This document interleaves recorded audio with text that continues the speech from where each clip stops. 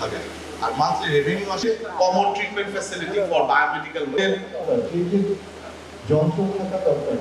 পুরো বাংলাদেশের জন্য প্রিজম নামে একটা অর্গানাইজেশনকে আমরা বিভিন্ন মেডিকেল বিভিন্ন হসপিটাল থেকে বর্জা দেওয়া হয় এবং প্রিজম কাজ করে 8টা সিটি কর্পোরেশনে, 3টি পৌরসভায়, 21টি জেলায়।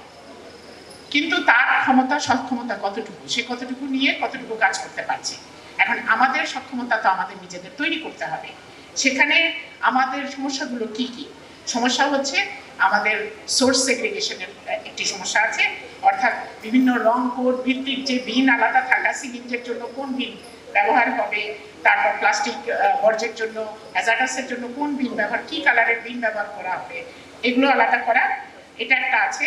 তার মধ্যে যেগুলো আমরা রিসাইকেল করতে পারবো, আবার একটু পরিষ্কার করে ধুয়ে একদম স্বাস্থ্যকর উপায়ে রিসাইকেল করার জন্য আবার মার্কেটে ফেরত নিতে পারবো, প্লাস্টিক ওয়েস্ট বিশেষ করে যেগুলো আছে সেগুলোর ম্যানেজমেন্ট করা, যে রিসাইকেলেবল জিনিসগুলো তুলে নিয়ে আসা। এই যে মেডিকেল ওয়েস্ট, এই মেডিকেল ওয়েস্টটা বাংলাদেশে কিন্তু একটা বিরাট সমস্যার সৃষ্টি হয়েছে।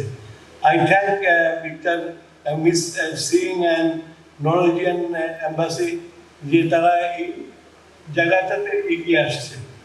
কারণ আমাদের দেশে সবচেয়ে বড় প্রবলেম হচ্ছে আমরা যখন যা করি তার কোনো লিমিট থাকে। So mushroom growth of private hospital, এবং এই প্রাইভেট হসপিটালগুলোতে আমি অনেকগুলোতে গেছি, এটিপি প্ল্যান কোনোটাতেই নেই। তার ফলে যত্র তাদের এই ওয়েস্টগুলো ফেলে দেয় এবং যেটা নাকি আমাদের দেশের রোগ সংক্রমণ বৃদ্ধি পায়। এমনকি সরকারি হসপিটালগুলো, আমি আমাদের সিরাজগঞ্জ হসপিটালের কথাই বলি, আমি যখন ভিজিট করেছি আমি আই ওয়াজ ভেরি হ্যাপি।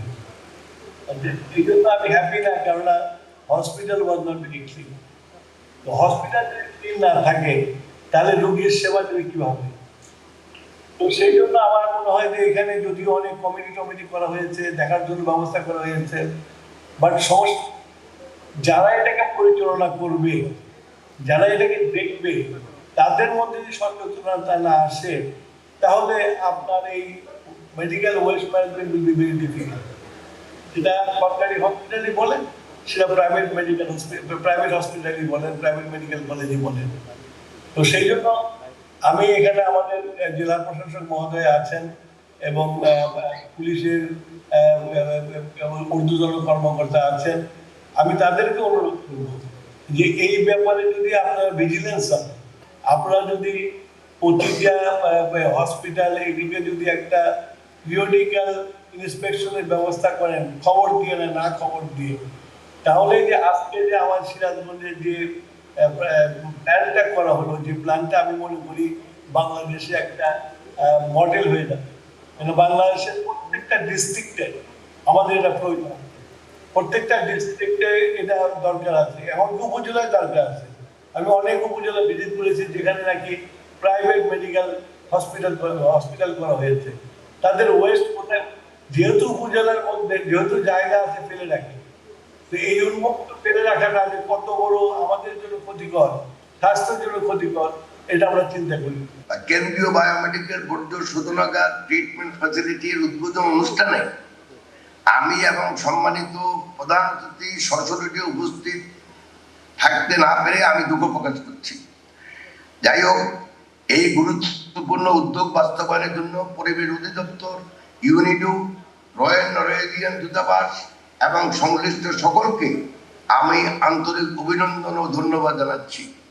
পরিবেশ, বন ও জলবায়ু পরিবর্তন মন্ত্রণালয়ের দায়িত্ব শুধু পরিবেশ সংরক্ষণ নীতিমালা প্রণয়ন নয়, সেই নীতিমালার কার্যকর বাস্তবায়নের মাধ্যমে একটি পরিচ্ছন্ন, নিরাপদ ও টেকসই বাংলাদেশ গড়ে তোলাও আমাদের অন্যতম দায়িত্ব। পরিবেশ সুরক্ষা, দূষণ নিয়ন্ত্রণ, প্রাকৃতিক সম্পদের টেকসই ব্যবহার এবং পরিবেশগত সুশাসন নিশ্চিত করে দেশের উন্নয়নকে আরো টেকসই ও ভারসাম্যপূর্ণ করাই আমাদের প্রধান লক্ষ্য।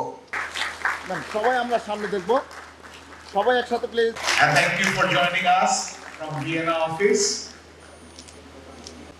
এবং আপনারাও প্রত্যেক বছর donors, European donors are way interested to invest on environment and climate. এই অনুষ্ঠান শুধু নয়, সিরাজগঞ্জের এই পূর্ণ